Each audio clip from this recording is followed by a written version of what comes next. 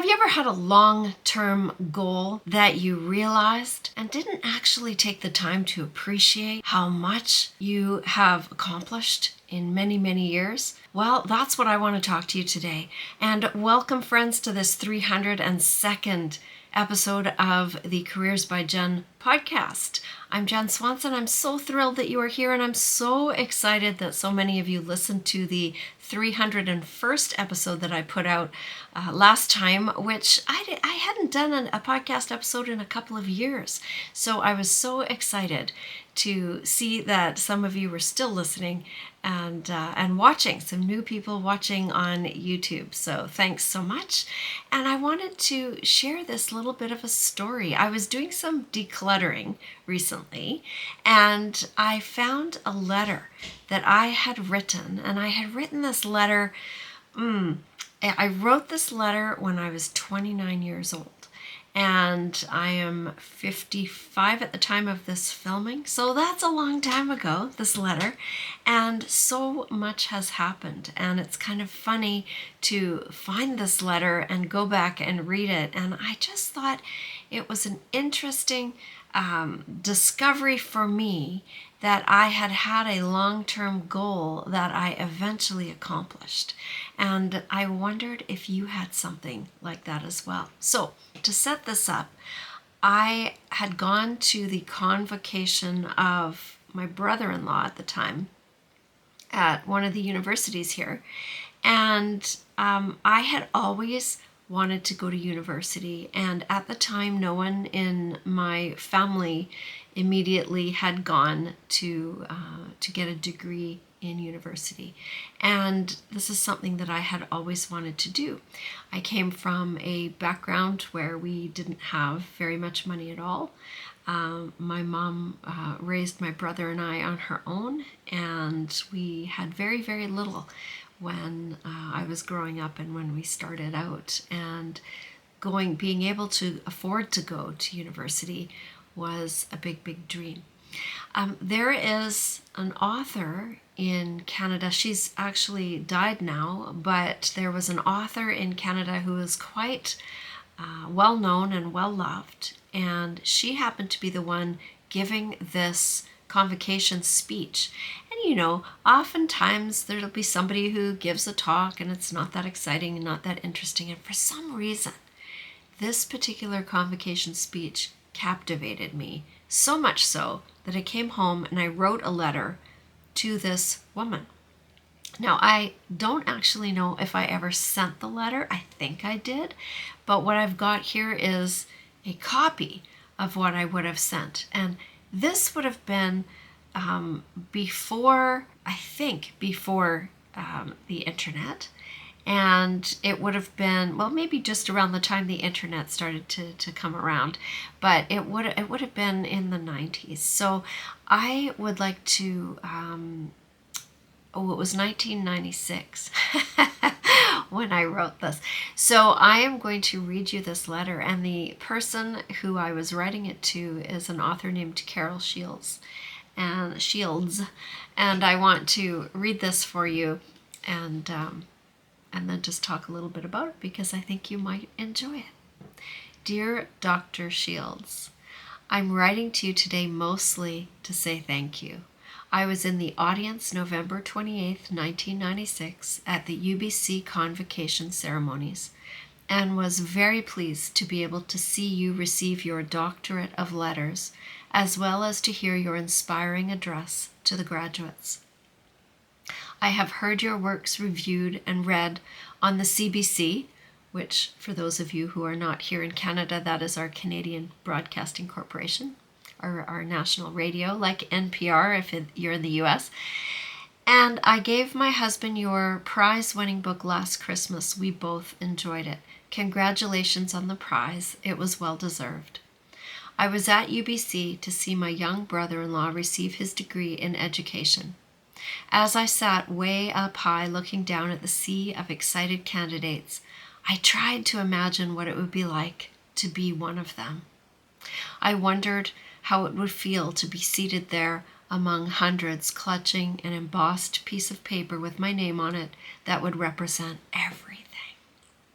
I can almost feel the weight of the formal gown on my shoulders as I walk nervously up the steps to the dais, hand my name card to the dean, and then kneel down to be touched on the head by the chancellor.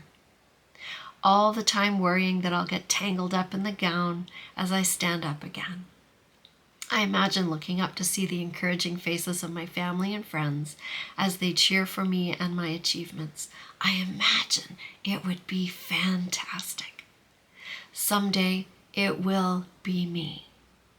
I'm a 29-year-old mother of a 3-year-old and a 5-year-old.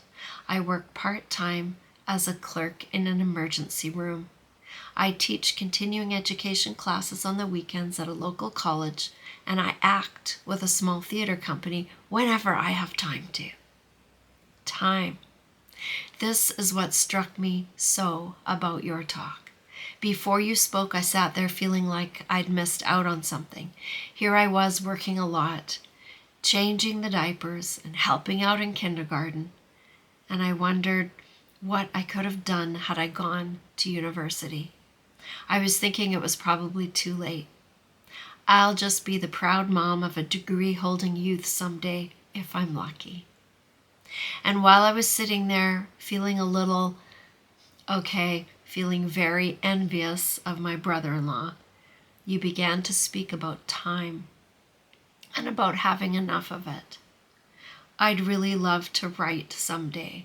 I've written stories all my life, and I'd like to have the time to do it seriously. I'd also love to act, but I realize that I have to choose my priorities carefully. My children have to come first. I'd also like to keep teaching adults and maybe get my degree in adult education. You've hit a nerve, and you were right. I will have lots of time. These wonderful little people of mine will soon enough be too busy to have much time for Mom.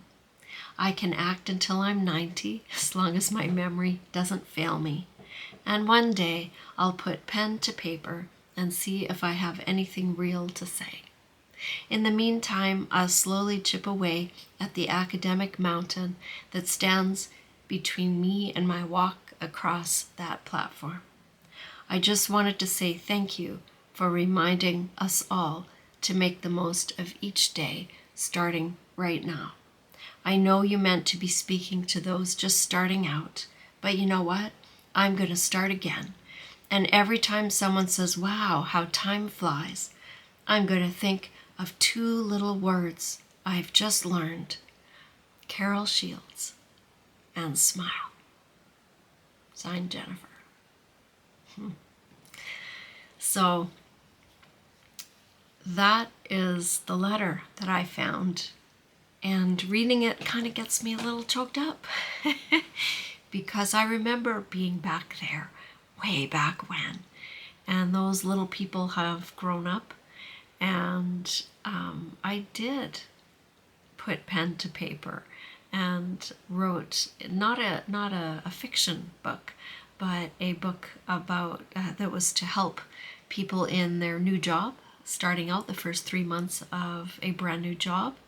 I've got those over on my website, and I did do that, not until I was in my 40s, but I did do that.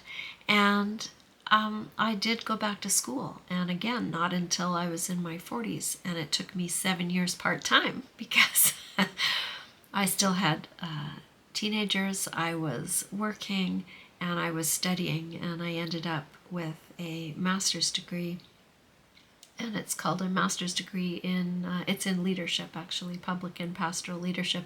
So I did do it, but I forgot about this time and this letter that I had written, and that this Dr. Shields was right, that I had lots of time, and I did it in the time when it was right, when it worked. Not when it was perfect, because nothing was perfect, trying to juggle jobs and teenagers and young adults and life changes and all of the things that happened during that time.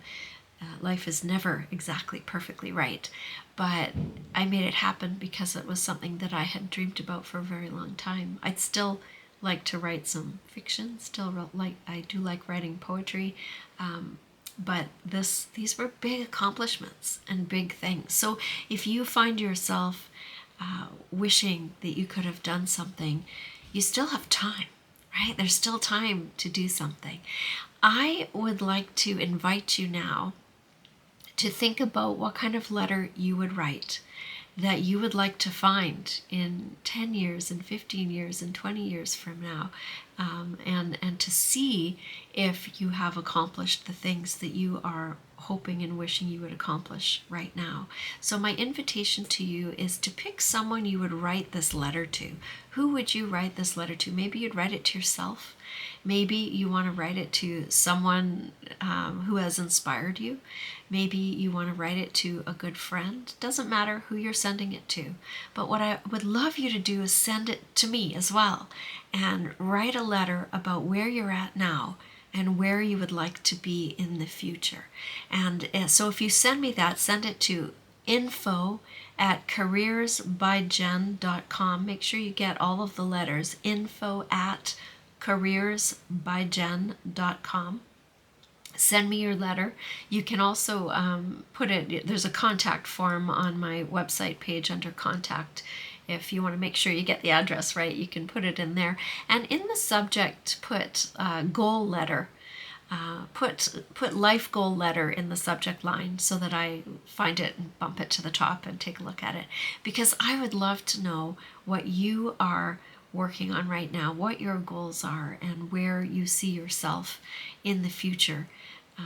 Something that you wish you had time to do, you haven't done yet, you've always wanted to do, and I love to hear those stories. So I hope you enjoyed this episode. I know they're a little bit shorter than they used to be.